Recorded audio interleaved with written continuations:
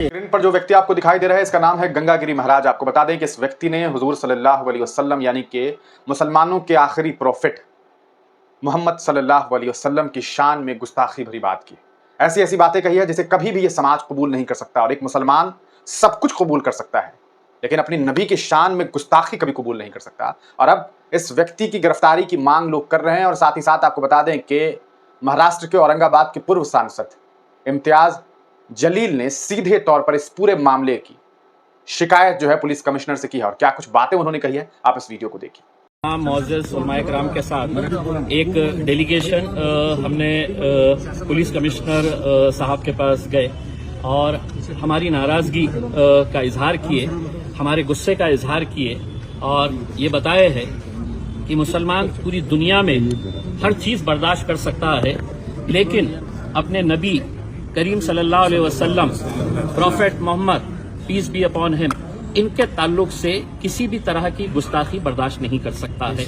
और बार बार ये बातें सामने आ रही है जिस खुले तौर के ऊपर ये जो अपने आप को महान महात्मा और गुरु कह रहे हैं, उन्होंने अपने प्रवचन के दौरान ये नहीं कहा कि उनके धर्म के अंदर क्या अच्छा है, बल्कि मुसलमानों का इस्लाम किस तरीके से खराब है करके ये प्रवचन वो दे रहे थे, जो उनका काम नहीं है। आप अपनी अच्छाइयां बताइएगा। इस मुल्क की खूबसूरती यही है कि इतने सारे जाति धर्म और मजहब के लोग रहते हैं।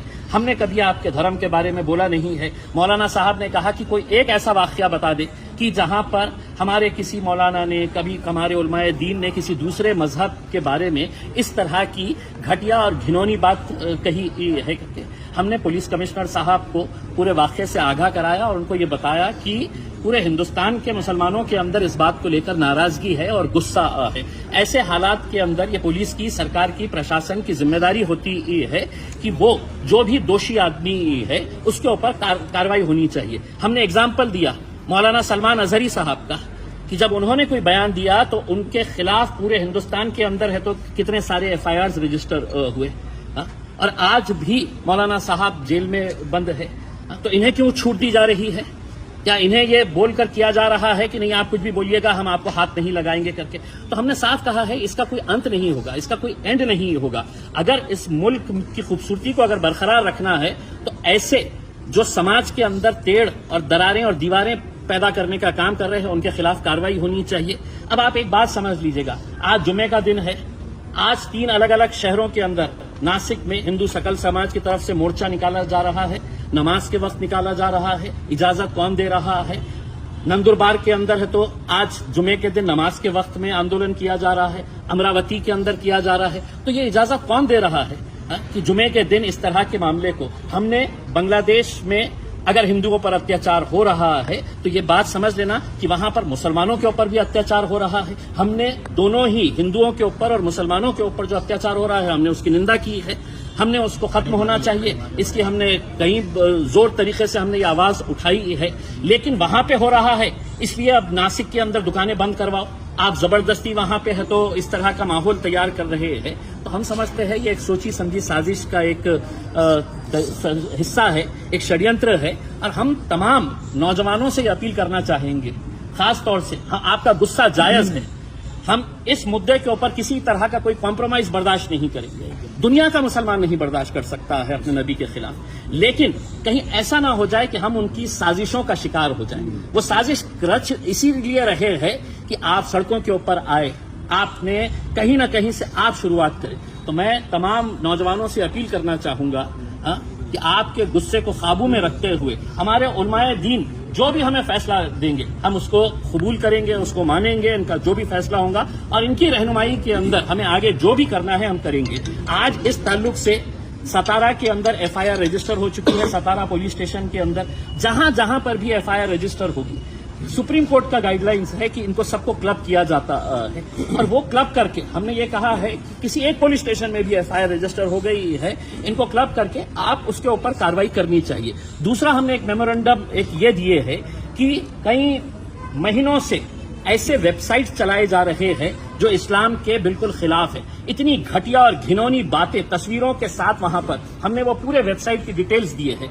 2 महीना पहले ये वेबसाइट की डिटेल्स एक मेमोरेंडम के तौर के ऊपर यहाँ पर पुलिस स्टेशन के अंदर जमा की जा चुकी है, उसका इनवर्ड है। हमने वो कॉपी किया और उनको ये कहा कि एक वेबसाइट के ऊपर है तो आप एक्शन लीजिए, ताकि दूसरों को ये सबक मिले कि आप किसी दूसरे धर्म के बारे में इस तरह के वेबसाइट्स बना के वहां पे किस तरह की अश्लील बातें की जा रही है, इसके ऊपर भी कार्रवाई करना। पुलिस कमिश्नर साहब ने आश्वासन दिए हैं कि मैं हर तरीके से जो भी मुद्दा हमने उठाया है उन्होंने हमें सहकार्य करने का, एक्शन लेने का उन्होंने भरोसा दिलाया। सिन्नर में सत्कार कर रहे हैं, तो आपको लगता नहीं कि इसके अंदर राजनीति हो रही? देखिए, अब लोग बहुत होशियार हो चुके हैं, लोगों को बहुत अच्छे तरीके से समझ में आता है कि क्या इसके पीछे का क्या क्या खेल नजर आ रहा है।